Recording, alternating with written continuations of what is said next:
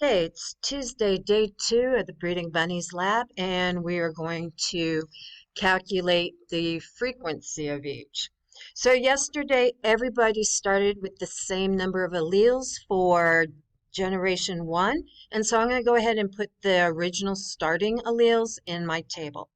So we all started with, in the wheel, we all started with 25 of the dominant trait, which was the capital F. So I'm going to put 25. Okay. And we all started with 25 of the recessive allele, which was the lowercase f. So I'm going to put that in.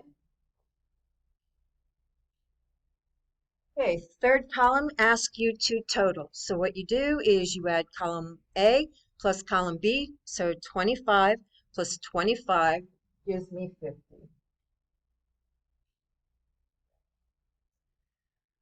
But as our totals change, we need a way that we can compare them in the same way.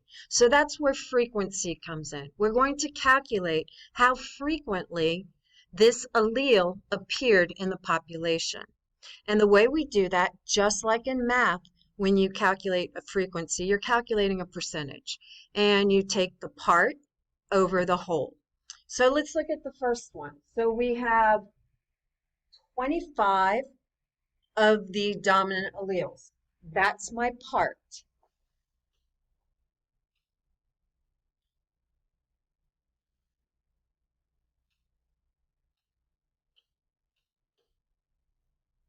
Okay. And my whole would be how many in total I had in the population. So that would be 50.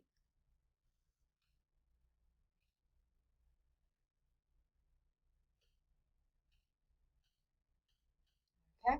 So that's my whole population and the amount of the trait. And so and then because I want a percent, this will give me a decimal when I divide. To get a percent per cent means 100. So I need how many per 100? What I'm going to do then is multiply by 100. So 25 divided by 50 gives me 0.5. Then I'm going to multiply that times 100. And because it has 2 zeros, basically what I'm doing is moving the decimal 2 places. And that gives me 50%. And that makes sense. If I have 1/4 over 2 quarters, I have half the number of quarters. So that's perfectly logical. Okay? So then I put in my frequency.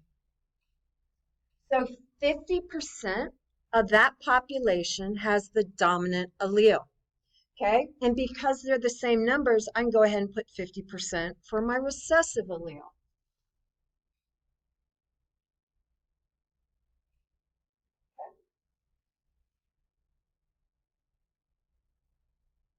Now, after I did my first generation, so everybody started the same, it's the second generation where we will see differences. So for my data, let me get these out of the way.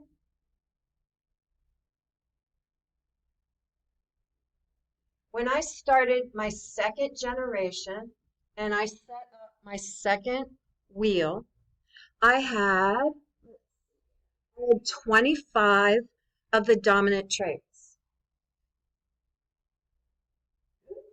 And I'm still on eraser. There we go. And then I had 9 of the recessive traits. Okay. So just like the first one, I need to total it together. So 25 plus 9 gives me 34. And so to calculate the gene frequency, the way I would set it up is the exact same way. I take the part, which is 25. Then I take the whole number. So that's the total population for Gen 2 is 34. Now, why would the population go down? Remember, the recessive bunnies were hairless and they could not survive the winters and they died. And when they died, all their recessive alleles died with them. So that's why we see a reduction in the lowercase alleles because our hairless bunnies couldn't survive. They weren't adapted for the hard, cold winters in England. Okay, so then 25 over 34. And you would do the same procedure. 25 divided by 34 times 100 gives me my percent. Okay, and so what we did to save time in class because it was taking so long, we stop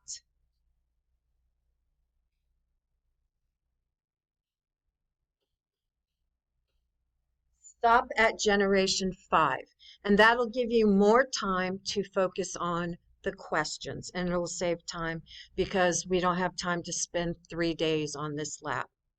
So if you look at this chart and think about it, we know the hairless bunnies are dying because they're not adapted for the cold winters, and there's nothing to protect them.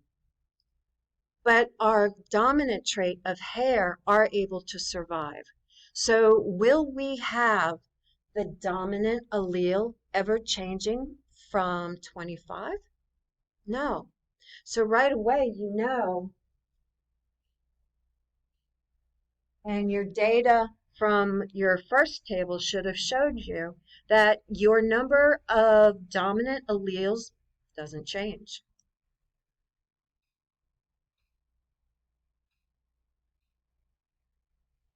What will change is this column, your number of recessive alleles, and then your totals. Okay? When you start comparing to see which is more common, make sure you use your frequency tables because that gives you even numbers to compare. Okay?